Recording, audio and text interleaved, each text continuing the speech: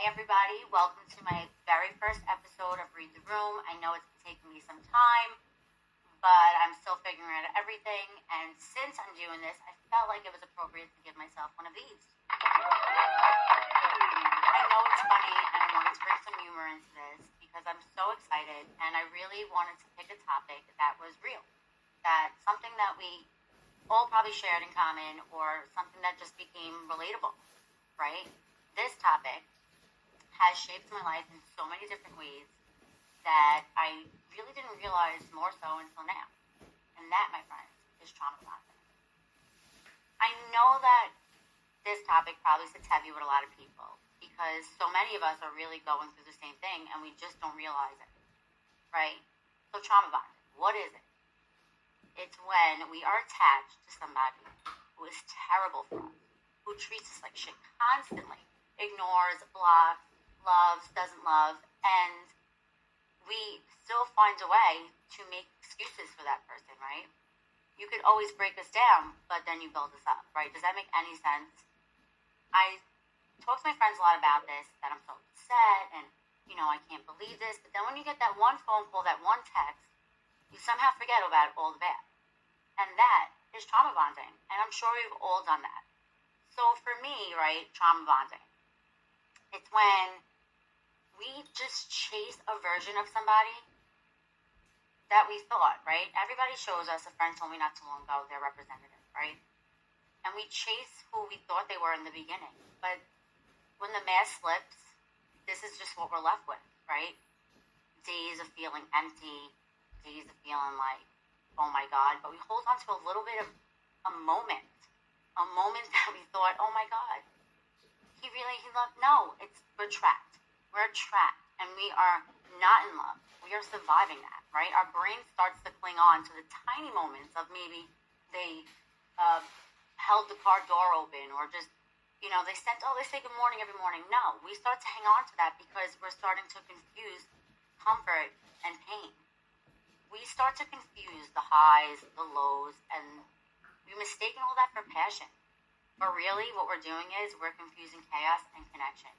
And that, when I read that over and over, couldn't have been more heavy. I know we said the trauma bonding's heavy, but confusing chaos and connection, it hit deep for me. Because we start to make excuses for the people that treat us like crap, right? Oh, they love me. This is how they show it. No, they don't love us. They are just abusing us. And deep down, we are not thriving. We are surviving this crazy pattern that we call love. I don't know about you, but my brain plays tricks on me all the time. So that's why I'm going to give a feedback. That's my brain constantly. Because in reality, we're not weak. We're not naive. We just try to chase safety. And when I say that, it's because it's the only kind of safety we've ever known, and that comes with pain, right? We feel safe with the person that hurts us, but we cannot do that because it's never been an us problem, it's been a them problem. And we have to be more aware of it. You know what I mean? The moment you see it. What I come to realize is that a lot of us are confusing, trauma bonding that it's with just emotion, right? We're confusing that it's just emotional, but no, it's chemical. It is our brain literally starting to depend on this person or whoever it may be. We're in a vicious cycle. We're in the high, we're in the low, and where our adrenaline, the dopamine, the hope. But that's not the case. We've been in this pattern and this wave, especially for me for so long, that we start to misinterpret, love and pain. Like, oh, if I feel pain today, maybe that means he loves me and that he cares. No, that is not the case.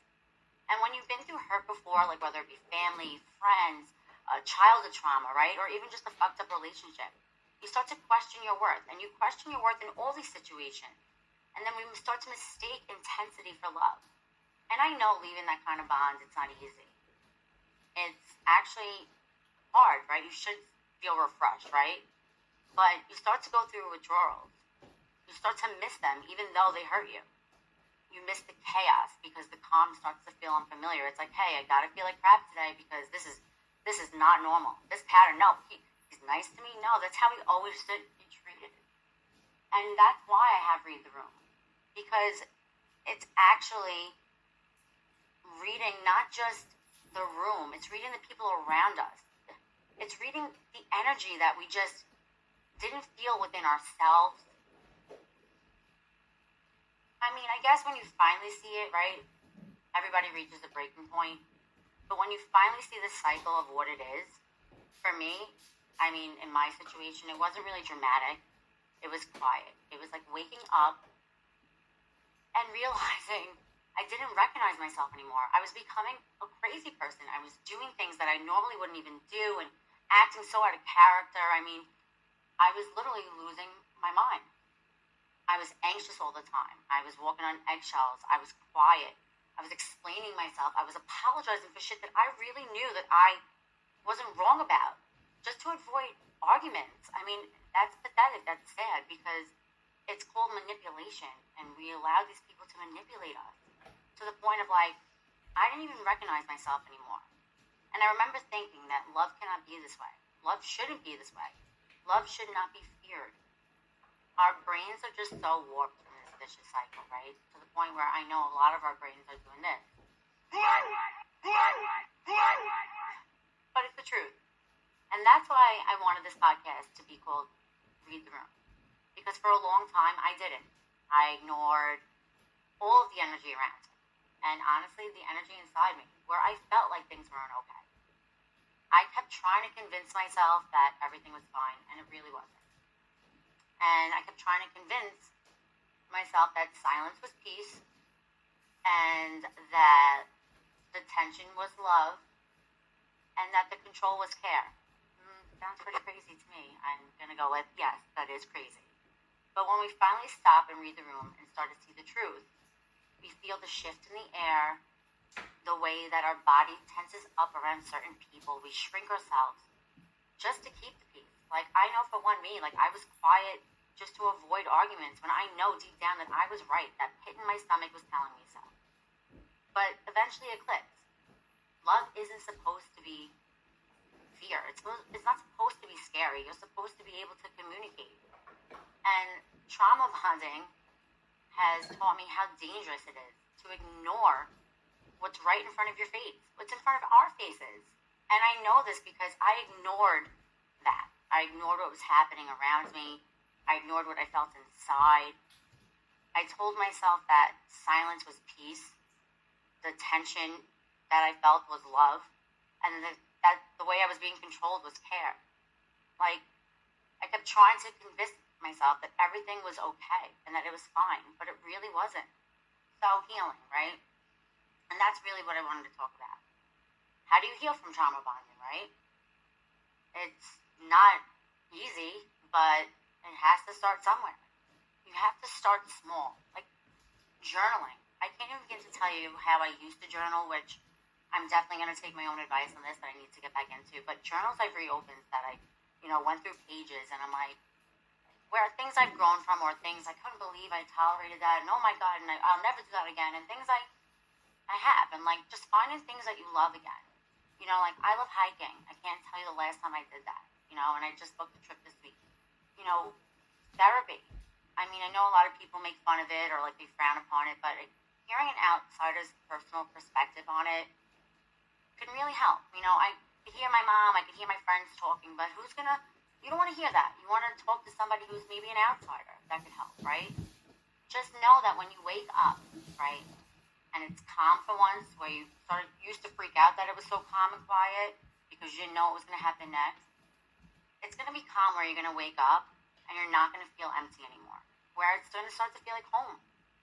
It's taught me that reading the room, right, isn't just about energy, right? Other people's energy. It's about listening to our own. If we feel something's not okay, it's not okay. I mean, I can't even begin to tell you how many times people have told me or how I felt it, but I didn't want to believe it. And that's what this podcast is for me. And I hope that's what it's going to be for you. Listening to relationships that you're in, your family, your own family relationships. But number one, listening to what's in your mind. And finally choosing truth over pretending that everything's okay. I really just wanted to jump on here and discuss this first episode with you. And, I didn't want to make it a long haul, hour one or whatever it is, but the things I'm talking about are going to be talking about are real. And we need to be more aware of people, places, and things, right? So if you are someone who's been trauma bonded or even going through it now currently and still learning from it, you just need to know that you're not alone. You're not crazy. You are worthy. You're not unlovable. You're not weak. You're not naive. You're strong. You just loved somebody who took advantage of the fact that you are who you are, right? You can finally start one day choosing peace over pain. And I really just wanted to thank you guys so much for listening to this first episode, because it's real, right? And it happens, and we've all been in that place. And we need to know that people are out there listening, or people know what we're going through, right? And if this spoke to you, and I touched you in any kind of way, and somebody who's going through something like this, share it with them and let them know that they're not alone. I'm Kristen, and this is just the beginning. Thank you so much. I'll give myself another one of these.